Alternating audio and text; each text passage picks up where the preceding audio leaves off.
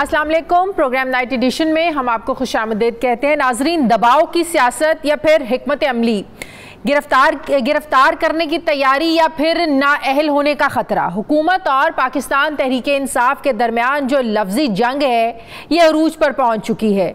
मुल्क में सैलाबी सूरत हाल है, मगर कुछ मुल्की सियासी जमातें इक़्तिदार को तूल देने जबकि कुछ इक़्तिदार के हुसूल की जुस्तजू में लगी हैं।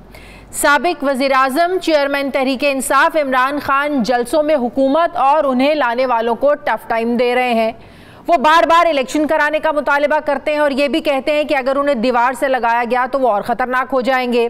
आज फैसलाबाद में इमरान खान ने जलसे से खिताब करते हुए इस रात से पर्दा उठाया कि मौजूदा हुकूमत इलेक्शन क्यों नहीं कराना चाहती है।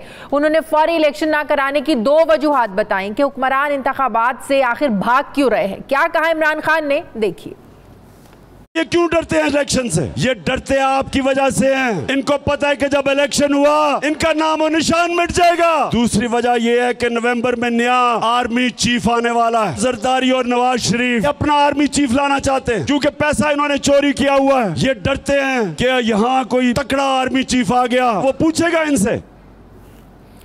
सिर्फ यही नहीं बल्कि इमरान खान ने इस बात का भी अंदेशा जाहिर किया है कि जरदारी और नवाज शरीफ का पैसा बाहर पड़ा हुआ है, ये इनके गुलाम हैं। क्या ये हम ताइनाती भी उनसे एनओसी लेकर करेंगे? ये सिक्योरिटी थ्रेट बन चुके हैं। इस हवाले से क्या कहा इमरान खान ने, ये भी सुनिए। वहाँ की ताकतें जो इनको लेके आई, जिधर इनका पैसा पड़ा, ये उनके गुलाम हैं। क्या आर्मी चीफ उनसे एनओसी लेके बनाएंगे? सारी कौम के सामने समझता हूँ कि ये सिक्योरिटी रिस्क है। ये दो वो लोग हैं जो मुल्क के गद्दार हैं। किसी सूरत इस मुल्क की तकदीर इनके हाथ में नहीं होनी चाहिए। इस मुल्क का आर्मी चीफ मेरिट के ऊपर होना चाहिए, किसी की पसंदीदा आर्मी चीफ नहीं होना चाहिए। इमरान खान ने नौजवानों को मुखातिब करते हुए ये भी वादा किया कि इस मुल्क की हकीकी आज़ादी के लिए आपने मेरी कॉल पर मेरे साथ खड़े होना है। उन्होंने कहा कि दुनिया में दो तरह के इनकलाब आते हैं, हमने सॉफ्ट इनकलाब के जरिए इस कब्जा ग्रुप को हटाना है। क्या कहा इमरान खान ने, ये भी देखिए। आप सब मुझे बताएं, क्या जब मैं आपको कॉल दूंगा आप मेरे साथ निकलेंगे? दो तरह के इनकलाब होते हैं। एक इनकलाब होता है खूनी इनकलाब जो आयतुल्लाह ख़ुमैनी लेके आया था ईरान में, और यह सारी कौम मिलके इलेक्शन के जरिए इनको खत्म करती है। इंशाअल्लाह हमने जिसको सॉफ्ट रेवोल्यूशन कहते हैं, सबने मिलके इस मुल्क में ये जो कब्जा ग्रुप है इसको हटाना है। दूसरी तरफ शेख रशीद ने आज ट्विटर पर लिखा कि सैलाब ने पीडीएम की साख राख बना दी है। लोटा मेंबरान की आवाम शक्ल नहीं देखना चाहते। जिन मनी लॉन्ड्रर्स को अपने लोग चंदा देने को तैयार नहीं, दूसरे मुल्क कैसे देंगे? लोगों में पेट्रोल लेने और बिजली का बिल देने की सक्कत नहीं है। आप मजीद इजाफा करने जा रहे हैं। सितंबर सितमगर होगा, सैलाब उतरेगा तो इमरान खान इस्लामाबाद की कॉल देगा। जबकि मुस्लिम लीग नून की रहनुमा और वफाकी वज़ीर इत्तलात मरियम औरंगजेब ने कहा है कि मुल्क सैलाब में डूबा हुआ है और इमरान खान के सर पर नवाज शरीफ और मरियम नवाज सवार हैं। इमरान खान ने अपनी करप्शन के मुकदमात से बचने के लिए तहरीक फसाद शुरू की हुई है। पाकिस्तान तहरीक इंसाफ के रहनुमा और साबिक वज़ीर-ए-आज़म इमरान खान बार बार इंतखाबात का मुतालबा कर रहे हैं, जबकि हुकूमत इंतखाबात कराने को हमें तैयार नजर नहीं आती है। मुल्क की सियासत क्या रुख इख्तियार करने जा रही है, मैं बात करूंगी। मुझे ज्वाइन कर रहे हैं तहरीक इंसाफ के सीनियर रहनुमा साबिक वफाकी वज़ीर असद उमर साहब। अस्सलाम वालेकुम, बहुत बहुत शुक्रिया। असद उमर साहब, हर रोज़ हर नए जलसे में इमरान खान पहले से ज़्यादा सख्त हो रहे हैं। आर्मी चीफ की तैनाती पर अब वाज़े हो रहा है कि बड़े शकूक शुबहात आप लोगों के बढ़ते जा रहे हैं। आज भी इमरान खान साहब ने कहा कि जरदारी और नवाज शरीफ का पैसा बाहर पड़ा हुआ है, इसलिए चाहेंगे कि ऐसा आर्मी चीफ उसके ऐसे आर्मी चीफ की तैनाती करे जो इनसे पूछे ना, क्योंकि कोई तगड़ा आर्मी चीफ आएगा तो वो तो इनसे पूछेगा। तो आर्मी चीफ की तैनाती, सवाल मेरा ये है, नंबर एक ये तो मेरिट पर होती है, और दूसरा ये कि हर आर्मी चीफ को हमने तो तगड़े देखा है, क्या मौजूदा आर्मी चीफ तगड़े नहीं है? अच्छा, आर्मी चीफ तो ये चाहे जितनी मर्जी ख्वाहिश करें कि इनकी पसंद का आर्मी चीफ लगे, मेरा तो जाती राय बड़ी वाज़ेह है इसके ऊपर कि आर्मी चीफ जिस दिन वो अपॉइंटमेंट होती है ना, उसकी सही खुश नहीं होती तो वो इंडिपेंडेंट हो चुका होता है। तो ख्वाहिश इनकी जरूर ये हो सकती है, बिल्कुल बातें भी ये सुनने को मिलती हैं। सहाफ़ी जो है सबसे ज्यादा वो हमें बताते हैं, नवंबर का बहुत जिक्र होता है। तो फैसला साजी के अंदर इनके दिमाग पे वो सवार है। मेरे ख्याल में ये तो ज्यादातर लोगों की यही राय है, ये सिर्फ इमरान खान की राय नहीं है। नहीं, तो आप लोगों को इस चीज़ पर तहफ़्फ़ुज़ात और इतने खदशात क्यों हैं कि आप लोग ये चाहते हैं कि इसलिए भी जल्दी इंतख़ाबात का आप लोगों का मुतालबा है कि आप लोग हुकूमत में आएँ? ज़ाहिर है ये बात तो समझ में आती है कि इस वक्त इमरान खान जो है वो उनकी जो मकबूलियत है उसका ग्राफ बहुत हाई है, बड़े बड़े जलसे कर रहे हैं, सैलाब के बावजूद जो लोग हैं, ज़ाहिर एक सिंपैथी तो है, उसके बावजूद बड़े बड़े जलसे हो रहे हैं इमरान खान के। तो आप लोग ये चाह रहे हैं कि हम लोग अगर हुकूमत में आते हैं, आप लोग अपनी मर्जी का आर्मी चीफ तैनात करें, फिर आप लोगों की जो शकूक व शुबात हैं जरदारी और नवाज शरीफ ख़ानदान को लेकर, फिर ये ख़त्म हो जाएंगे? नहीं, ऐसा नहीं है। देखें, इमरान खान ने जिस वक्त पहली दफा और तहरीक इंसाफ ने मुतालबा किया कि एक नए इलेक्शन होने चाहिए, बल्कि फैसला ही किया ना, वजीर आजम इमरान खान ने तो सदर पाकिस्तान को एडवाइस भेज दी थी कि असेंबली तहलील कर दी जाए, और सदर पाकिस्तान ने उस पर अमल भी कर लिया था। तो उस वक्त तो कोई आर्मी चीफ की अपॉइंटमेंट नहीं होने वाली थी। बुनियादी तौर पे इस हुकूमत को बदलने का, और क्या हम कहते थे, हम यही कहते थे कि जिस तरीके से ये तब्दीली आ रही है, जिस तरीके से बैरूनी मुदाखलत के साथ तब्दीली आ रही है, जिस तरीके से हराम का पैसा सारी कौम के सामने चला और जमीर खरीद कर तब्दीली लाई जा रही है, इससे मुल्क के हालात खराब होंगे। और अगर किसी के दिमाग में शक था उस वक्त, तो जाहिर है अभी तक तो वो शक खत्म हो गया होगा। पाकिस्तान की तारीख की बदतरीन महंगाई और मुल्क जो है वो मुश्किल से मुश्किल हालात के अंदर धंसता चला जा रहा है। तो बुनियादी वजह तो ये है। उसके अंदर एक जो वजह वो हमारी तरह सामने सुनने को आती है कि नहीं जी, वो तो चाहते हैं कि अपना आर्मी चीफ अपनी मर्जी का लगाए। वो उसका जिक्र कर रहे थे इमरान खान साहब, और जैसे मैंने कहा ये इमरान खान ने सिर्फ नहीं कहा, ये तो ज्यादातर सहाबी यही बात करते हैं। लेकिन क्या आप लोगों ने हालात से समझौता कर लिया है कि अब की बार आर्मी चीफ की तैनाती ये आप लोगों के हाथों नहीं होनी है, आप लोगों की कोई सजेशन शामिल नहीं होगी? ज़ाहिर अब इंतखाबात का कोई माहौल नज़र नहीं आ रहा है, इंतखाबात होते हुए नज़र नहीं आ रहे हैं, तो ये काम मौजूदा हुकूमत नहीं करना है। ये तो माहौल बदलते हुए कहते हैं शाजिया के, अंग्रेजी में कहते हैं week is a long time in politics. एक हफ्ता सियासत में बहुत लंबा अरसा होता है, तो देखें कि क्या होता है। अभी वक्त बाकी है। लेकिन ज़मीनी हकायक पर भी तो ज़ाहिर नज़र रखनी चाहिए, और ज़मीनी हकायक भी तो बहुत कुछ बता रहे हैं। इस हुकूमत का मूड लग रहा है आपको इलेक्शन में जाने का? उनकी हो सकता है कि उनकी मर्जी से ना हो ना, हर फैसला, हर एक की अपनी अपनी ख्वाहिशात तो होती हैं। ये तो हक सब रखते हैं कि अपनी ख्वाहिशात रखें, लेकिन अपनी ख्वाहिश पे हमेशा इंसान अमल कर नहीं सकता। देखें कि ये ख्वाहिश इस हुकूमत की जो है, ये ख्वाहिश पूरी होती है, ये नहीं होती। नहीं, फैसला कहीं और से होना है। अगर इस हुकूमत की ख्वाहिश हो सकती है या इनके बस में नहीं है, या शायद उनको ना पता हो जो आप बात कर रहे हैं, तो फैसला कहीं और से होना है ना इलेक्शंस का। नहीं, कहीं और से फैसला नहीं होना है। आप मुझसे ना ज्यादा सवाल पूछे ना, बस मैं सिर्फ ये सवाल पूछने के लिए तो बुलाया सद उमर साहब। चले, ये कहते हो हर सवाल ना पूछे, या कम से कम आप सवाल तो पूछ सकती है, लेकिन हर बात का मैं जवाब नहीं दे सकता। लेकिन मैं सिर्फ ये जरूर कह सकता हूँ कि जितना आपको वाजे नजर आ रहा है, इतना शायद वाजे ये हकीकत हो ना कि ये हुकूमत जो है वो नवंबर के आखिर तक पावर में होगी। कुछ लग रहा है गोटी गोटी खबरें पहुंच गई हैं आप लोगों तक? नहीं, अभी तो 3 महीने बाकी हैं। देखिए, ये हुकूमत तो एक एक हफ्ता बड़ी मुश्किल से गुजारती है, तो 3 महीने तो बहुत लंबा अरसा है। इसलिए मैं कह रहा हूं कि ये आप कहना कि यही हुकूमत होगी नवंबर के आखिर में ये फैसला करने वाली, मेरे ख्याल में ये कबल अज़ वक्त। सही। आज भी इमरान खान साहब ने कहा कि जरदारी, नवाज शरीफ ये दोनों गद्दार हैं, तो इस तरह गद्दारी के फतवे बांटना, कल को जब मौजूदा जो हुकूमत है ये आप लोगों पर इस तरह के फतवे लगाती थी, ज़ाती तौर पर मैं अपनी बात करूँ, मैं इसकी भी मज़म्मत करती थी। अभी कासिम सूरी साहब के हवाले से जब एक चीफ जस्टिस साहब ने एक इजाफी नोट लिखा, उस पर भी हम लोगों ने कहा। फवाद चौधरी साहब ने भी बड़ी बात की। फिर शौकत तरीन साहब की जो ऑडियो लीक सामने आई है, उस पर मौजूदा हुकूमत ने कहा ये तो गद्दारी है। तो हमने हमेशा इसकी जो है वो मज़म्मत की है कि एक दूसरे को गद्दारी के फतवे ऐसे नहीं बांटने चाहिए, बात सियासत से बड़ी आगे निकल जाती है।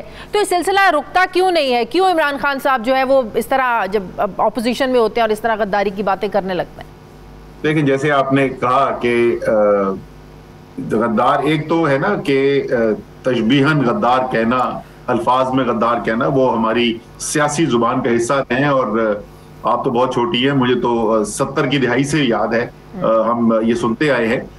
एक होता है अमलन उसके ऊपर अमलन उस इल्जाम के ऊपर अपनी सियासत करने की कोशिश करना। इस वक्त हो क्या रहा है? इमरान खान ने तो उनको कहा, और इमरान खान की क्या वजह? इमरान खान कह रहे हैं कि एक तब्दीली मुल्क के अंदर लाई गई, वो तब्दीली मेरे नहीं, कौमी सलामती कमेटी के मुताबिक वाज़े बैरूनी मुदाखलत उसके अंदर शामिल थी। ये एक दफा नहीं, 2 दफा कौमी सलामती कमेटी ने कहा। तो अगर मुल्क के अंदर हुकूमतें तब्दील हो रही हैं बैरूनी मुदाखलत से, तो फिर जो अगर उसके अंदर नवाज शरीफ और जरदारी उस तब्दीली के अंदर शामिल है, तो बैरूनी गठजोड़ तो हो गया ना। आप लफ्ज गद्दार इस्तेमाल करना चाहें या ना करना चाहें तो वो तो बन गया। लेकिन ये हुकूमत क्या कर रही है? ये हुकूमत ने कहा कि और ये इलेक्शन कमीशन ने, जो उनके इख्तियार के अंदर ही नहीं था, क्या कराने की कोशिश की जा रही है मुकदमा इमरान खान के ऊपर। इमरान खान के ऊपर ममनुआ फंडिंग केस के अंदर, जहां पे खुद कह चुकी थी इलेक्शन कमीशन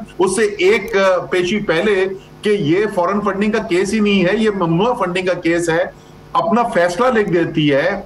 वो हमें मिल जाता है, सहाफियों को मिल जाता है, फिर फैसला तब्दील किया जाता है, उसमें एक पैराग्राफ डाला जाता है और उस पैराग्राफ में यह दरवाजा खोला जाता है कि शायद बैरूनी हुकूमतों की एमा के ऊपर कोई फंडिंग यहां पर की गई, यानी गद्दारी का एक मुकदमा बनाने की कोशिश। फिर शौकत तरीन की फोन कॉल पे पाकिस्तान के लॉ मिनिस्टर ने, सिटिंग लॉ मिनिस्टर ने, ऐसी किसी टीवी प्रोग्राम में नहीं, प्रेस कॉन्फ्रेंस करके कहा कि गद्दारी का मुकदमा बनता है शौकत तरीन पे, इमरान खान पे, तैमूर झगड़ा के ऊपर।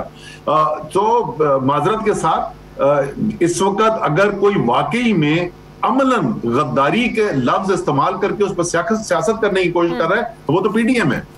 ठीक है। अच्छा, कुछ दिन पहले आजम सवाती साहब भी 2 दिन पहले मेरे प्रोग्राम में थे। वो तो ये कहते हैं कि जो कुछ हो रहा है पीटीआई के साथ, जो कुछ हुआ या जो नाअहल करवाने की भी कोशिश हो रही है, मतलब कि मौजूदा हालात जो आप लोगों के साथ इस वक्त हैं, इस सब की जिम्मेदार इस्टेब्लिशमेंट है। फिर फवाद चौधरी साहब भी बड़ी बात ये कह चुके हैं कि हाँ, अगर हमारे इस्टेब्लिशमेंट के साथ ताल्लुकात ठीक होते, अच्छे होते, तो शायद आज ये वक्त ना होता।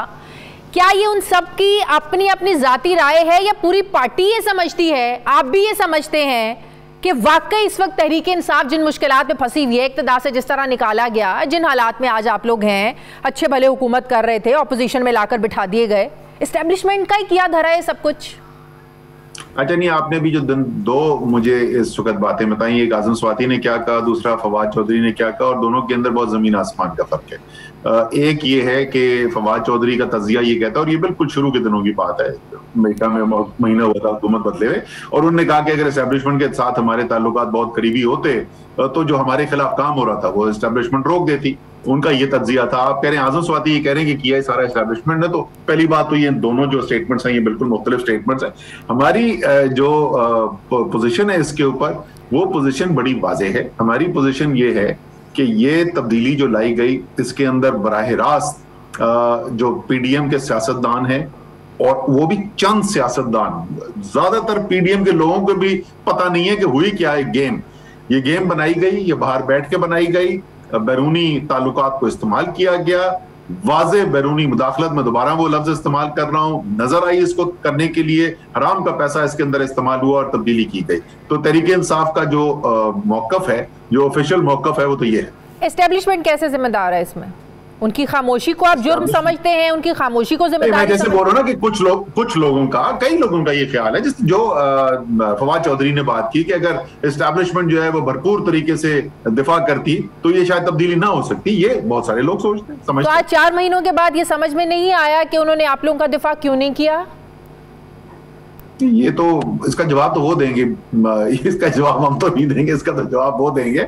और ये भी मैं बोल रहा हूं ना कि ये वही कियास रही, और बार बार एक ही चीज जो है उसको रिपीट किया जाता है। बट एक तज्जिया है, फवाद चौधरी बड़े जीरक सियासतदान है, उनका एक तज्जिया है। जीरक सियासतदान की आप बात कर रहे हैं, इमरान खान के जो वकील हैं तौहीन अदालत केस में, हामिद खान साहब, वो कह रहे हैं कि जो बातें कर रहे हैं फवाद चौधरी साहब, कुछ दिन पहले उन्होंने कहा कि चीफ जस्टिस को माफ़ी मांगनी चाहिए। इस पर चीफ जस्टिस ने जवाब दिया कि वो हमें बेशक तनकीद का निशाना बनाते हैं, हम इसका बुरा नहीं मानेंगे। तो हामिद खान साहब का मतलब कहने का ये है कि वो केस को सुलझाने की बजाय हमारा केस उलझता है। जिस तरह की बातें जो है वो फवाद चौधरी साहब करते हैं, आप देखें, ये तो साफ लग रहा है कि हर तरह से इमरान खान के गिर्द घेरा तांगी है, चाहे वो तौहीन अदालत केस को लेकर हो, चाहे वो तोशा खाना केस को लेकर हो, चाहे वो फॉरेन फंडिंग केस को लेकर हो। एक चीज तो वाज़ेह नजर आ रही है कि कोशिश तो हो रही है कि किसी तरह इमरान खान को बाहर करना है, लेकिन कुछ अपने लोग भी जब इस तरह की बातें करेंगे जो हामिद खान साहब कह रहे हैं, तो मुश्किलात तो होंगी ना इमरान खान साहब के लिए। मतलब आपका कहने का मतलब ये है कि कुछ शायद दे लोग भी जालिम सन कुछ सानू मरंदा शौक भी सी। कितने समझदार हैं। देखिए ये तो आप बिल्कुल आप दुरुस्त कह रही हैं, इसमें कोई शक ही नहीं है कि एक भरपूर कोशिश की जा रही है कि किसी न किसी तरीके से इमरान खान को जाली मुकदमात बनाकर उसके जरिए उनको काबू किया जाए, क्योंकि सियासी मैदान में तो इतनी बुरी तरीके से इमरान खान ने शिकस्त दी है कि अब उन्होंने पीडीएम वालों ने उम्मीद भी लगाना छोड़ दिया है कि वो सियासी मुकाबला इमरान खान के साथ कर सकते हैं। तो ये तो बिल्कुल आप दुरुस्त कह रही है, बड़ी भरपूर कोशिश हो रही है। मसला ये है कि वो जितनी भी कानूनी कार्रवाई की जा रही है उसकी कानून के अंदर बुनियाद को नजर नहीं आती, कोई ठोस बात अभी तक वो लेके आ नहीं सके, इसलिए ये एक एक करके तमाम खारिज होते जाएंगे। जहां तक हामिद खान साहब के और फवाद चौधरी के जो बयानात हैं, मेरे ख्याल में बेहतरीन लोग उसका जवाब देने के लिए हामिद खान और फवाद चौधरी खुद हैं, वो खुद ही बताएंगे कि वो क्या कहना चाहते थे। लेकिन तौहीन अदालत केस आपको नहीं लगता माफी मांग लें, जितनी जल्दी माफी मांगेंगे उतनी जल्दी जो है वो खत्म हो जाएगा? अब इस पर तो हुकूमत भी कहने पर मजबूर होगी कि इतनी रिलैक्सेशन तो हमें नहीं मिली थी, इतनी रिलैक्सेशन तो निहाल हाशमी को नहीं मिली, तलाल चौधरी को नहीं मिली, किसी को इतनी रिलैक्सेशन नहीं मिली कि जब एक तहरीरी जवाबनामा जमा करा दिया जाता है और अदालत ये कहे कि नहीं एक दफा फिर आप लिख कर लेकर आए, मौका दे रहे हैं आपको, तो क्यों नहीं माफी मांग लेते इमरान खान साहब? पहली बात तो ये कि उनके जो केसेस थे और इमरान खान का जो केस है उसमें जमीन और आसमान का फर्क है, और मैं ये सिर्फ सियासी बुनियाद पे नहीं कह रहा। अगर आप कानूनी बुनियाद के ऊपर देखें तो जमीन और आसमान का फर्क है।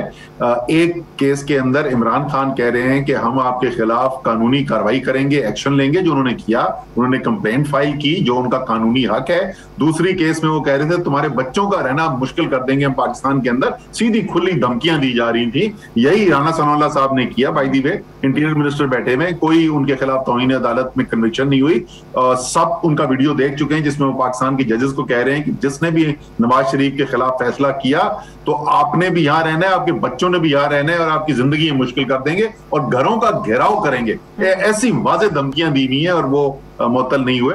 जहां तक इमरान खान साहब का ताल्लुक है, इमरान खान ने हमेशा अदलिया की पुष्टपनाही करने की कोशिश की है, अदलिया के साथ खड़े रहे हैं। आजाद अदलिया की तहरीक के अंदर वाहिद टाइम में इमरान खान जेल के अंदर जो गए हैं वो आजाद अदलिया की तहरीक के अंदर गए हैं। और मैं जाती तौर पे भी आपको बता सकता हूं कि जब भी बात होती है तो अदलिया के मामले में बड़ी मोहतात तरीके से बात करते हैं। जो भी उनके लॉयर्स कहेंगे सच्चाई के अंदर रहते हुए सच जरूर बोलेंगे, सच के अंदर रहते हुए जो भी उनके को माफी मांगने से इमरान खान की ना सियासत को कोई कमी आ जाएगी, कोई फर्क नहीं पड़ता। अगर इमरान खान ये बोले, अगर इमरान खान ये बोले कि भाई अगर मेरा कोई मकसद नहीं था और हम तो ये कह रहे थे कानूनी हक है और वो एक्शन लेंगे और हमने लिया भी, लेकिन इससे अगर किसी की दिल आजारी हुई है तो हम माजरत करते हैं। ये पता नहीं कहेंगे नहीं कहेंगे तो लॉयर्स फैसला करेंगे, लेकिन ये बिल्कुल लेकिन आप जैसा जीरक सियासतदान, आप जैसा सीनियर पार्टी का रहनुमा मशवरा तो दे सकता है। सुन लेना, सेक्रेटरी जनरल पाकिस्तान तहरीक इंसाफ, मुझे पता है इमरान खान की सियासत को कोई नुकसान नहीं। ठीक है, बहुत बहुत शुक्रिया, बहुत शुक्रिया सलाह। पाकिस्तान तहरीक इंसाफ के सीनियर रहनुमा मेरे साथ थे, बहुत शुक्रिया। मुझे ब्रेक लेनी है नाज़रीन, वापस आते हैं छोटे से वक्फे के बाद।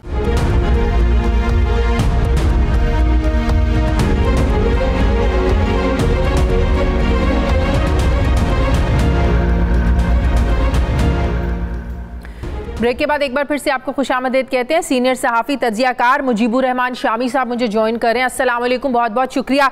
शामी साहब, हमने माजी में भी सैलाब देखे हैं, जलजले देखे हैं, सैलाब हों जलजले हों, हमने पूरी कौम के साथ साथ तमाम सियासतदानों को इकट्ठे देखा है, यकजा देखा है, कौम के साथ खड़े हुए देखा है, इख्तलाफात को भुलाकर इकट्ठे चलते हुए देखा है। लेकिन अब की बार जो सैलाब है ये 2010 से बड़ा सैलाब है, 2010 से बड़ी इस वक्त हमारे मुल्क में आफत है। आप तहरीक इंसाफ हो या पीडीएम की हुकूमत हो, ये इस वक्त एक दूसरे को नीचा दिखा रहे हैं। तो आप क्या समझ रहे हैं कि अब की बार जब मुसीबत भी पहले से बड़ी है, सियासत हावी हो गई है इस कुदरती आफत पर, मुश्किल पर? ये जो कुछ हो रहा है बहुत अनफॉर्चुनेट है। पाकिस्तान के जो गुज़श्ता 75 साल हैं उनमें बड़े बड़े क्राइसिस दरपेश हुए हैं, सैलाब आए हैं, जलजले आए हैं, जंगों का सामना करना पड़ा है, बड़ी आफतें टूटी हैं पाकिस्तान पर। लेकिन हर आजमाइश और हर आफत के मौका पर पूरी कौम मुत्तहिद होकर खड़ी हुई है और सियासी तकसीम जो है उसको उसने ख़त्म किया है, उससे बालातर होकर एक दूसरे का हाथ थामा है। लेकिन ये पहली दफ़ा ऐसा हो रहा है कि सियासत जो है वो मुसीबत पर गालिब है और मुसीबत का और दुख का एहसास नहीं किया जा रहा, और ये गम की घड़ी जो है ये भी हमें मुत्तहिद नहीं कर पा रही। इसमें सरासर कसूर जो है हमारे अहले सियासत का है। अब आप उसमें हिस्सा बक़द्र जुस्सा जो है उसका तयन कर सकते हैं, कौन सा इसका यानी पहल करने वाला है, कौन सा जवाब देने वाला है, किसका हिस्सा 60% है, किसका 70% है, किसका 30% है। लेकिन ताली जो है हमारा दोनों हाथों से बजती है और बज रही है। और सूबाई हुकूमतें जो हैं वो वफाकी हुकूमत की बात सुनने को तैयार नहीं है। खैबर पख्तूनख्वा की हुकूमत और पंजाब की हुकूमत और वफाकी हुकूमत के दरमियान कोई राब्ता नहीं है। मुअस्सर हिकमत अमली नहीं बनाई जा रही मिलकर जो सैलाब ज़दगान है। लेकिन जब दोनों तरफ से मुकाबलेबाजी हो, दोनों तरफ से ये कहा जा रहा हो कि हमने तो 5 अरब इकट्ठा कर लिया, आपने क्या किया, दूसरी तरफ से ये कहा जा रहा हो कि आप तो कॉन्सर्ट्स कर रहे हैं, आप तो जलसों में लगे हुए हैं, आप लोगों ने क्या किया है, तो ऐसी सूरत में क्या इनसे तवक्को रखें कि ये लोग मिलकर स्ट्रैटेजी बनाएं? नहीं, बनानी चाहिए। कौम का हिस्सा है, हमारा मरना जीना साझा है। अगर हम पर कोई मुसीबत टूटती है तो हम सब उसके नतीजे में ख्वार होंगे और हम सबको उसका बोझ उठाना पड़ेगा। अब ये जो जलसे हो रहे हैं उनमें तकरीरें सियासी हो रही हैं और उनमें इल्ज़ामात उसी तरह लगाए जा रहे हैं, अपने मुखालफों पे लत्ते उसी तरह लिए जा रहे हैं जिस तरह इस आफत से पहले लिए जा रहे थे। तो जलसों की हद तक तो मैं कहूँगा कि आप तहरीक इंसाफ जो है उसको जवाब देना पड़ेगा कि आखिर कौन सी ऐसी मुसीबत बर्पा हो गई है कि ये सियासी जलसे जो हैं उनको जारी रखा जाए और इत्तेहादी जलसे जो हैं वो ना किए जाएं, लोगों को इत्तेहाद का पैगाम ना दिया जाए। नहीं, इमरान खान साहब तो शुरू से एक ही बात कह रहे हैं कि वो हकीकी आज़ादी की जंग लड़ रहे हैं इसलिए जलसे कर रहे हैं। जहां तक सैलाब की बात है वो कह रहे हैं हम पैसा भी इकट्ठा कर रहे हैं और हम लोगों की जो ज़ाहिर है मदद भी कर रहे हैं, तो वो तो हकीकी आज़ादी की जंग वो कह रहे हैं लड़ रहे हैं, इसलिए तहरीक को इसके साथ साथ चलाना बहुत ज़रूरी है और ये जलसे वो करते रहेंगे। ये हकीकी आज़ादी की जो नामनहाद जंग है ये इन जलसों से ना लड़ी जाएगी ना लड़ी गई है। और जब तहरीक इंसाफ इख्तिदार में थी उस वक़्त उसने मईशत को कितना आज़ाद किया, कितने कर्जे कम किए, कितना इसमें कमरे हिम्मत कसी। देखिए, आज़ादी से आज़ादी को तलाश करने के लिए, आज़ादी हासिल करने के लिए पूरी कौम जद्दोजहद करती है।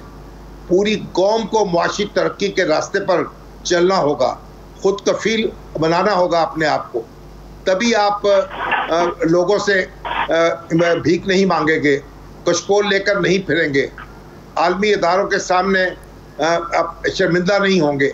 तो ये काम किसी एक पार्टी के बस का नहीं है, ये सारों ने मिलकर इसका प्रोग्राम बनाना है, उसका लाहे अमल बनाना है और फिर उस पर अमल करना है। अगर आप सिर्फ अपनी डुगडुगी भिजाते रहेंगे तो ये तो सिर्फ खोखली बातें हैं।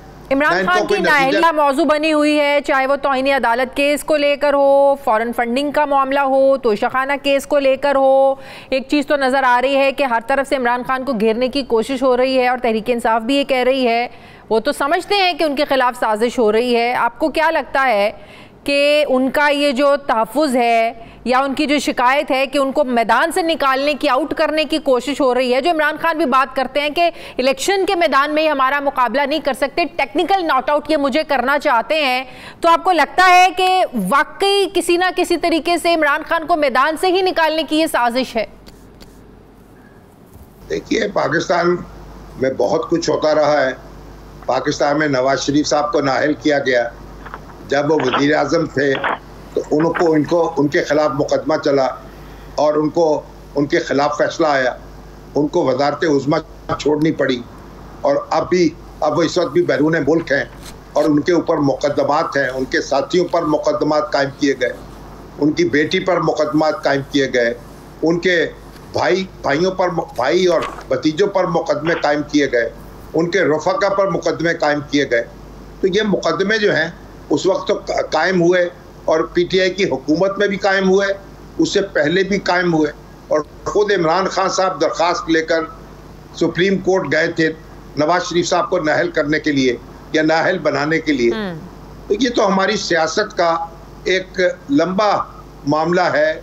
अब अगर इमरान खान के मुखालिफ जो हैं वही वो हरबे इस्तेमाल कर रहे हैं, तो मैं ज़ाती तौर पे इसके हक़ में नहीं हूँ कि इस तरह के हरबे इस्तेमाल किए जाएं, लेकिन ये तो हमारी सियासत का चलन है।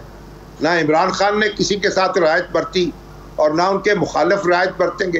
तो ये तो मामला अदालतों का है, वहाँ अदालतों में मुकदमा चलेंगे। सही। शामी साहब, ये जो रोज जलसे हो रहे हैं, हर जलसे में वो एक बात तो जरूर करते हैं कि मुझे दीवार से लगाने की कोशिश ना की जाए, मैं लोगों को कॉल दूंगा, इस्लामाबाद अगर लोगों को ले आएगा तो किसी को छुपने की जगह नहीं मिलेगी।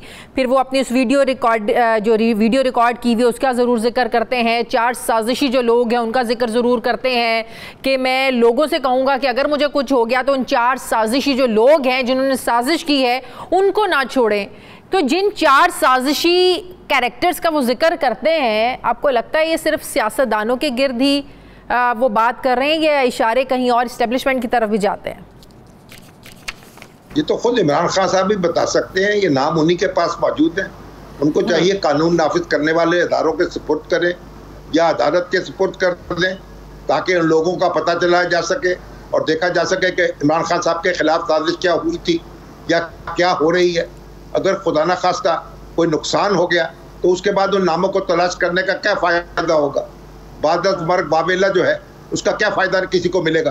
तो इमरान खान साहब की जिम्मेदारी है वो अपने मुल्ज़िम जो भी हैं उनके नाम लोगों के सामने लाएं, उनको कटहरे में खड़ा करें। और ये सिर्फ ये डराते रहना और धमकाते रहना, क्या इस वक्त सूरत हाल इजाज़त देती है कि लोगों को इकट्ठा करें, इस्लामाबाद लेकर जाएं? किस चीज़ का इंतज़ार हो रहा है? बार बार तो इमरान खान साहब कह रहे हैं, फिर आपको पता है कि आर्मी चीफ़ की जो एक्सटेंशन या रिटायरमेंट के जो बहस है ये एक बार फिर से, जब से सितंबर शुरू हुआ है ये बहस एक बार फिर से शुरू हो गई है। एक धड़ा चाहता है एक्सटेंशन मिल जाए तो हमारा भी भला हो जाएगा, हमारी मुद्दत भी पूरी हो सकती है, हमारी जो मुश्किलात हैं उसको भी ओवरकम करने में हमें मदद मिलेगी। जबकि तहरीक इंसाफ के लोग अंदर खाते ये बात कर रहे हैं कि नहीं, एक हमें ऐसा फार्मूला बनाना चाहिए जिससे आर्मी चीफ़ की जो तैनाती है ये बिल्कुल सीनियरिटी बेस पर हो, बिल्कुल वैसे जैसे चीफ जस्टिस ऑफ पाकिस्तान की होती है कि पता होता है कि सीनियरिटी पर कौन है और automatically chief justice of Pakistan next कौन होंगे, ये सबको पता होता है।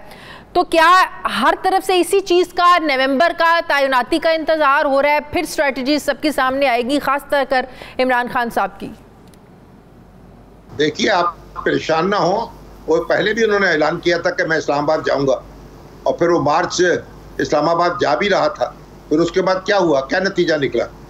तो को मार्च इस्लामाबाद लाना और फिर उसके बाद उसके जरिए हालात मुख्तलिफ थे शामी साहब। पंजाब में हुकूमत थी ना, नून लीग की, इत्तेहादियों की हुकूमत थी वहां पर, अब हालात मुख्तलिफ हैं। जिसकी भी हुकूमत हो, कि जो भी इसकी हुकूमत कायम होती है उसके पास 100% वोट तो नहीं आ जाते। खान साहब की हुकूमत भी कायम थी, उसका भी वो फिर कैसे ख़त्म हो गई?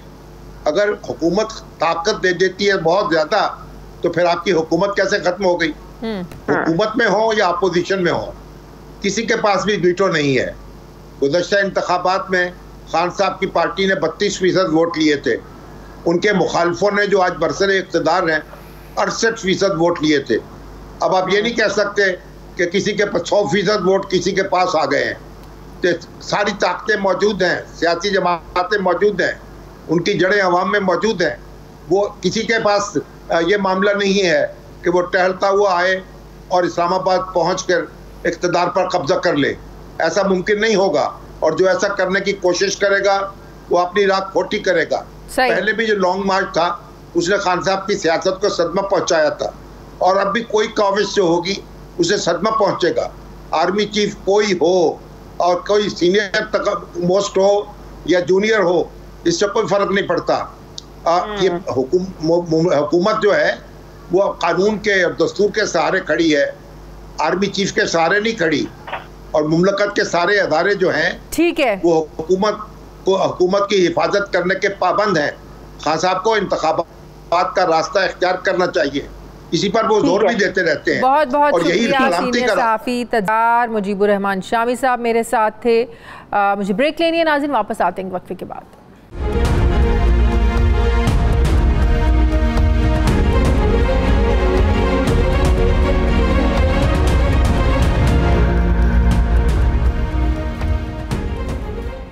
ब्रेक के बाद एक बार फिर से आपको खुशामदीद कहते हैं। नाज़रीन, सैलाब जैसी आफत ने क़यामत सुग़रा बर्पा कर रखी है। मासूम बच्चे भूख से बिलक रहे हैं, बुजुर्ग दवाइयों के लिए तरस रहे हैं, ख़वातीन ज़चगी से लेकर दीगर वबाई बीमारियों तक कई मसाइल में घिर चुकी हैं। सैलाब ज़दगान सिर्फ भूख मिटाने या सर ढांपने के लिए ही परेशान नहीं हैं, वो तो अपनी ज़िंदगी की जमा पूंजी से हाथ धो बैठे हैं। ये मुसीबत अभी रुकी नहीं, टली नहीं, बल्कि मज़ीद बारिशों की पेशन गोइयाँ हो रही हैं। एक के बाद एक सैलाबी रेला आ रहा है, बंद और डैम के टूटने की खबरें भी दी जा रही हैं। हुकूमत भागदौड़ कर रही है, पाक फ़ौज, समाजी तंजीमें और कई इदारे सैलाब ज़दगान की मदद के लिए आगे आगे हैं, पेश पेश हैं। मगर सैलाब मुतासरीन का दुख शायद कोई नहीं समझ सकता। NDMA के ताज़ा तरीन जो आदाद शुमार सामने आए हैं, उसके मुताबिक 1200 से ज़ायद अफराद सैलाब की वजह से ज़िंदगी की बाजी हार गए हैं, 13,000 के करीब ज़ख्मी हैं, जबकि सैलाब ने मजमूई तौर पर 3 करोड़ से ज़ायद अफराद को बेघर किया है। 7 लाख से ज़ायद जानवर हलाक हो चुके हैं, 1.5 करोड़ घर तबाह हो चुके हैं। जबकि हुकूमत ने सैलाब की वजह से होने वाले इब्तदाई जो नुकसान है उसका जो तखमीना है ये $10 अरब लगाया है, $10 अरब। सैलाब से मुतासरा ख़वातीन, बच्चे और मर्द इस वक्त जो शिकायत आ रही हैं वो ये है कि तरह तरह की ये वबाई बीमारियों का शिकार हो रहे हैं। अद्वियात की कमी है, सैलाब ज़दा इलाकों में मेडिकल कैंप भी इस कदर कम हैं, बल्कि ना होने के बराबर हैं कि करोड़ों सैलाब मुतासरीन का बर वक्त इलाज होना मुमकिन नज़र नहीं आता है। सेक्रेटरी सेहत जनूबी पंजाब का कहना है कि DG खान और राजनपुर में 18,000 से ज़ायद लोग डायरिया में मुब्तला हो चुके हैं, 35,000 से ज़ायद जल्दी बीमारियों के मर्ज में मुब्तला हैं, जबकि 20,000 अफराद को बुखार हो चुका है। सिर्फ यही नहीं, हज़ारों अफराद सांस की बीमारियों और सैकड़ों मैदे की बीमारियों का शिकार होकर इस वक्त मेडिकल कैंप्स में एडमिट हैं। महकमा सेहत जनूबी पंजाब के मुताबिक 1,40,000 लोग इस वक्त मुख्तलिफ बीमारियों में मुब्तला हैं, जबकि वज़ीर सेहत सिंध डॉक्टर अज़रा का कहना है कि सिंध के सैलाब मुतासरा जो इलाके हैं उनमें लाखों अफराद वहाँ भी मुख्तलिफ बीमारियों का शिकार हो रहे हैं। ये सिर्फ एक सूबे का मसला नहीं है, जहाँ जहाँ सैलाब आया है वहाँ वहाँ लोग बीमार हो रहे हैं। 34,000 से ज़ायद अफराद तो मलेरिया में मुब्तला हो चुके हैं, 1 लाख से ज़ायद लोगों को जल्दी बीमारियाँ लग चुकी हैं, जबकि 500 से ज़ायद लोगों को सांप और कुत्तों ने काट लिया है।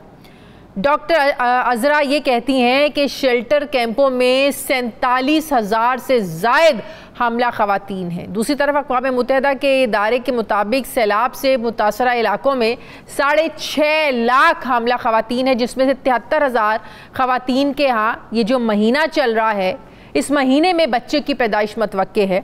अक़वाम मुत्तहिदा के इदारे ने यह भी मुतनब्बे किया है कि बहुत सी ख़वातीन और लड़कियाँ सिनफ़ी बुनियाद पर तशद्दुद के बढ़ते हुए ख़तरे में हैं, जबकि नौज़ायदा बच्चों की खुराक और सेहत की देखभाल भी एक बहुत बड़ा चैलेंज साबित हो सकता है।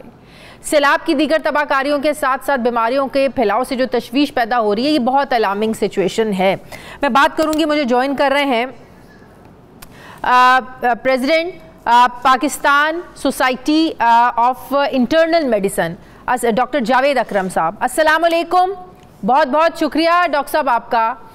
डॉक्टर साहब, इस वक्त जो मसाइल मैंने अपने इंट्रो में कहे ये सिर्फ पंजाब के नहीं है या सिर्फ बलूचिस्तान के नहीं है, KPK के नहीं है, इस वक्त पूरे मुल्क में जहाँ ये सैलाबी आफत है वहाँ ये बीमारियाँ पैदा हो रही हैं। हमें पता है, आप ज़्यादा बेहतर तौर पर हमें एक्सप्लेन कर सकते हैं कि जब सैलाब आते हैं और इन इलाकों में किस तरह की बीमारियाँ ज़्यादा फूटती हैं, लोगों को इब्तदाई एड किस तरह की देने की ज़रूरत होती है। मैं आपसे ये पूछना चाहूँगी, आपके पास कुछ नंबर्स आए हैं इन जगहों के सैलाबज़दा इलाकों से कि लोग जो हैं इस वक्त इन बीमारियों में जो मुब्तला अफराद हैं, किस चीज़ की, किन मेडिसिन की उनको ज़्यादा ज़रूरत है? बहुत शुक्रिया शाजिया। देखें, इस वक्त हम तो तौनसा में हैं, तौनसा से आगे आबादी है वो होवा, वहाँ पे जो कि आबादी पे जब ये फ्लड आया तो उसके साथ कोई मेरे ख्याल 50 से 60 फुट गारा भी आ गया, रेत भी आ गई, तो उनके घर सब दब गए, कब्रिस्तान भी दब गए, उनकी डिस्पेंसरी, स्टोर्स, सारा इंफ्रास्ट्रक्चर कोई 30 फुट 20 फुट रेत के नीचे है इस वक्त। तो ऑब्वियसली वो एक बहुत बड़ा अलमिया है। उससे कोई 15 किलोमीटर दूर सावाली एक कस्बा था जो पूरा का पूरा दरिया तो नहीं, वो नहरी पानी ले गया, तकरीबन वहाँ कोई 150 घर घर तो रहे नहीं, ज़मीन भी नहीं रही, उनको काट के ले गया जिसमें घर और सारा कुछ चला गया। जहाँ तो हमारे यहीं पे कैंप्स वगैरह हैं, जो ज़्यादातर प्रॉब्लम्स हैं वो हेल्थ इंफ्रास्ट्रक्चर की हैं, जो पब्लिक हेल्थ इंफ्रास्ट्रक्चर, साफ़ पानी नहीं मुहैया, तो वो मजबूर हैं कि इसी को फ्लड वाटर को ही पिएं। खाना नहीं मुहैया, तो इसलिए बच्चे बिलक रहे हैं, दूध नहीं मुहैया, इनके जानवर का कोई जो दूध जहाँ से आता था वो बिल्कुल ख़त्म हो चुका है, और इसी तरह खुराक की बड़ी शदीद कमी है, जिसकी वजह समझ में नहीं आ रही है। इतनी इमदाद लोग भेज भी रहे हैं, बाहर से भी आ रही है, अपने तय प्राइवेट ऑर्गेनाइजेशंस भी कर रही हैं, हुकूमतें भी कर रही हैं, उसके बावजूद जब ये सुनने को मिलता है कि लोगों को बेसिक खाना पीना नहीं मुहैया, तो फिर बड़े सवाल जन्म लेते हैं कि इतना सामान कहाँ जा रहा है, जा कहाँ रहा है, क्या नुकसान ज़्यादा है, हम ज़्यादा लोगों को केटर नहीं कर पा रहे हैं, अप्रोच नहीं कर पा रहे हैं। देखें, जो डीजी खान से हमें कोई 9 घंटे लगे यहाँ पहुँचते हुए, तो रास्ते में ज़ाहिर है रोड्स हैं, रोड्स पे लोग देगे वेगे जज्बाती लोग लेके आते हैं, लेकिन आगे कोई पहुंचने का सिलसिला नहीं है। वो लोग काफ़ी बहुत ही इनएक्सेसिबल एरियाज़ में हैं, और जो रोड्स थी वो भी उनकी बह गई हुई हैं। तो लोग जब वहाँ पे खाना बांटते हैं या लाते हैं, तो वो वहाँ पे प्रोफेशनल बेगर्स बहुत हो गए हैं अनफॉर्चुनेटली। और वहाँ पे वो ख़तरे से खाली नहीं है, फायरिंग करनी पड़ी लोगों को अपनी जान बचाने के लिए, उनकी जो टायर्स हैं उनकी हवा निकाल दी जाती है और एकदम उन पे हमला कर दिया जाता है। और ये सलाब ज़दगान हरगिज़ नहीं कर रहे, ये प्रोफेशनल चोर वहाँ पे आ गए हैं, प्रोफेशनल बेगर्स आ गए हैं और डिकॉइट्स आ गए हैं। तो इस किस्म की बहुत मामलात हैं जो ऑब्वियसली एडमिनिस्ट्रेशन की कमी है। वहाँ इवन पटवारी वगैरह जो भी जिन्होंने बांटना है वो भी सेफ़ नहीं महसूस हुए हमें, और वो भी हमसे उल्टा हेल्प मांग रहे थे। तो इसलिए उन तक पहुंचना बहुत मुश्किल है, और उसका तरीका यही है कि देखें, कोई भी गवर्नमेंट इतने बड़े आफत से खुद अकेले नहीं लड़ सकती, और हम लोग हाज़िर हैं, वॉलंटियर्स हाज़िर हैं, अल्हम्दुलिल्लाह बहुत सारी तंजीमें काम कर रही हैं अपने तई। लेकिन जो बिल्कुल remote area at the point of contact जो है, जिनके घर नहीं रहे, वो अब अपने जो घर बचे हैं उनमें इकट्ठे रह रहे हैं, और जब वो क्राउडिंग में रहते हैं तो ज़ाहिर है रेस्पिरेटरी बीमारियां बहुत हैं, छोटे बच्चों को अंतड़ियों की बीमारियां बड़ी हैं, नहा वो सकते नहीं हैं क्योंकि पानी नलकों वलकों का कोई कंसेप्ट ही नहीं है, उधर ट्यूबवेल्स में सब में रेत चली गई है, वो बोर्ड्स बंद हो गए हैं, तो कई लोग 3-3 हफ्ते से नहीं नहाए, तो जल्दी बीमारियां बहुत ज़्यादा हैं। तो बीमारियों का तो इंतहा है, इट्स जस्ट लाइक कि जो आप एक जंगल में रह रहे हैं जहाँ कुछ भी नहीं है, तो उन तक एक्चुअली रिलीफ का पहुंचना जो है, हम जैसे लोग तो बड़ी मुश्किल से पहुंच गए हैं, लेकिन इंफ्रास्ट्रक्चर हमने घर भी बनाने शुरू कर दिए हैं उनके। अल्लाह का शुक्र है कि हमने बहुत सारे घर की कंस्ट्रक्शन भी शुरू कर दी है, लेकिन जो इंफ्रास्ट्रक्चर है, पानी मुहैया होना है, जो सीवरेज पड़ना है, जो उनका रोड नेटवर्क है, ये कोई भी तंजीम नहीं कर सकेगी, ये गवर्नमेंट को करना पड़ेगा, और गवर्नमेंट को ये अशद ज़रूरत है कि वो एक चीज़ बताइएगा डॉक्टर साहब, आपको पता है कि डेंगू का सीज़न भी शुरू हो चुका है, तो लोगों में ये बहुत ज़्यादा खौफ भी है, ये बहुत ज़्यादा कन्फ्यूजन भी है कि जहाँ पानी खड़ा है इस पानी पर भी मच्छर आ सकता है, ये खदशात, ये ख़तरात मौजूद हैं, क्योंकि हमने तो यही सुना है ना कि साफ़ पानी पर जो डेंगू का मच्छर है वो आता है। तो इस कन्फ्यूजन को और खौफ को ये बताइए, इस बारे में बताइए कि लोग बड़ा डरे हुए हैं कि क्या डेंगू इस बार ज़्यादा फैलेगा। देखें शादिया, वो बिल्कुल सही डरे हुए हैं, हम ऑलरेडी दर्जनों केसेस डेंगू के देख चुके हैं, और उसके अलावा मलेरिया बहुत ज़्यादा है इस रीजन में। ये जो तौंसा के इर्द गिर्द जो रीजन है वो बहुत ज़्यादा है, लोगों को बहुत गिला है गवर्नमेंट से भी, और लोगों को बहुत गिला है इधर की पॉलिटिकल एलीट से भी। आपको पता है कि डीजी खान का हमेशा चीफ मिनिस्टर कोई ना कोई रहे, अभी तौंसा के चीफ मिनिस्टर थे, तो लोग उनको ढूंढ रहे हैं सब, हर पब्लिक फिगर्स को, और वो नहीं उधर रुख कर रहे। शायद वो इसलिए नहीं कर रहे कि लोग आगे से डेस्परेशन में बदतमीज़ी कर सकते हैं, लेकिन ऑल दी मोर रीज़न कि वो उधर जाएं और उनको कूल डाउन करें लोगों के गिले शिकवे हमारे लोग हैं वो कर भी देते हैं, हमसे भी करते हैं, और हम उसको माइंड नहीं करते क्योंकि हम एक ऐसी चीज़ के लिए आए हैं कि उनको रिलीफ के लिए आए हैं। तो जाहिर है हमें क्रिटिसिज्म, अपनी जान का भी ख़तरा डालना पड़ता है, अपनी इज़्ज़त का भी डालना पड़ता है, फ़र्क नहीं पड़ता, ये हमारे ही लोग हैं और अल्लाह ताला ने खुद तो नहीं आना। सही। अच्छा डॉक्टर साहब, एक और चीज़ बताइएगा, प्रेग्नेंट औरतों के लिए ये चीज़ कितनी डेंजरस है, ये सिचुएशन कितनी डेंजरस है, स्पेशली जो ज़ाहिर है उनका वक्त करीब है, बच्चा डिलीवर करना है, तो ऐसे में ज़ाहिर है उनको खाने की भी ज़रूरत है, फ़र्स्ट एड मेडिसिन की भी ज़रूरत है, कुछ आपको पता है कि कुछ नॉर्मल डिलीवरीज नहीं है, ऑपरेशंस होते हैं, तो क्या ये सारी सहूलियात, ये सारी फैसिलिटेशंस हैं इमदादी कैंपों में, मेडिकल कैंप्स में, स्पेशली प्रेग्नेंट ख़वातीन को लेकर? देखिए, मेडिकल कैंप्स में तो कुछ भी नहीं है, वहाँ तो सिर्फ पैरासीटामोल और ये दवाइयात हैं। तो हमारी तो जो हमने देखी हैं प्रेग्नेंट ख़वातीन जो काफ़ी बेचारी बीमार भी थी, न्यूट्रिशन का भी मसला था, उनको तो हमने फौरी तौर पे तहसील हॉस्पिटल तौंसा या डिस्ट्रिक्ट हॉस्पिटल जो डीजी खान टीचिंग हॉस्पिटल है वहाँ शिफ्ट किया। तो ट्रांसपोर्टेशन की उनको ज़रूरत है कि वहाँ से ट्रांसपोर्ट किया जाए। और इसी तरह जो छोटे बच्चे हैं वो सबसे ज़्यादा वल्नरेबल हैं, जो बहुत बूढ़े लोग हैं वो बहुत वल्नरेबल हैं। दूसरा ग्रुप वो है जो आधे पाकिस्तान को तो ब्लड प्रेशर है 40 साल के बाद और 25% को शुगर है, उनके पास ये दवाइयात नहीं है तो शुगर की कॉम्प्लिकेशंस हो रही हैं, किडनी फेलियर हो जाए, ब्लड प्रेशर बढ़ रहा है तो उनको फालिज हो रहा है, हार्ट अटैक्स हो रहे हैं, तो ऑब्वियसली उनको वो दवाइयात भी पहुँचाना बहुत ज़रूरी है। मैं समझता हूँ कि इस वक्त सबसे ज़्यादा जो अहमियत है, जो रेस्क्यू का ऑपरेशन था वो अब तकरीबन पंजाब में तो ख़त्म हो चुका है। उस पर कोई फूड की भी मसला नहीं है, फूड भी उनको बिलीव में कोई ना कोई पहुँचा रहा है, हमसाया पहुँचा रहा है, लोकल कम्युनिटी। अब उनको इस वक्त इंफ्रास्ट्रक्चर की ज़रूरत है, जो एक दिन 2 दिन लोग बनाएंगे, लेकिन उनको जब पानी एक नलका खोलें या पंप खोलें तो उनको पानी मिलना चाहिए, पानी सबसे अहमियत। और उसके बाद उनको कोई रोड बननी चाहिए, फिर उनके सीवरेज होना चाहिए, नहीं तो वो कहाँ टॉयलेट जाएंगे। आपने एक बात बताई कि मेडिकल कैंप्स में सिर्फ पैरासीटामोल है, पैनाडोल है, बेसिक जो ज़ाहिर है डिस्प्रिन हो जाएगी, इससे ज़्यादा तो नहीं है। तो आप लोगों ने क्या हुकूमत पंजाब की तवज्जो इस तरफ दिलाई है कि ये भी अर्जेंट बेसिस पर करने की ज़रूरत है, एटलीस्ट ऐसी मेडिसिन जैसे आप बता रहे हैं, जल्दी बीमारी है, एटलीस्ट डायरिया बच्चों का ख़त्म हो जाए, पेट ठीक हो जाए, मैदे ख़राब हो रहे हैं वो ठीक हो जाए, कुछ ऐसी अर्जेंट मेडिसिन, ये आप लोगों ने बात की हुकूमत से, ये तो पहुँचाए इन इलाकों में? देखें, हमने तो ज़रूर की है।